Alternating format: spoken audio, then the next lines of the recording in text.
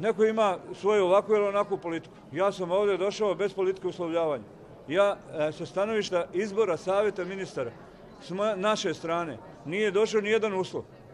A sa strane Bošnjaka svaki dan dolazi novi.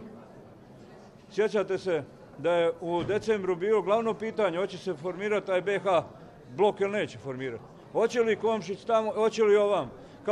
Kad je nešto se pomaklo u razgovoru i kad je rečeno dajte da napravimo neku izjavu o zajedničkom nastupu, gospodin Izetbegović je pisao izjavu.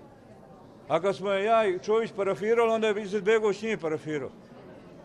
Prema tome, šta da vam kažem? A onda je došlo, evo sad je ušao gospodin Komšić, sada treba 4 ministarstva, ne može više 3.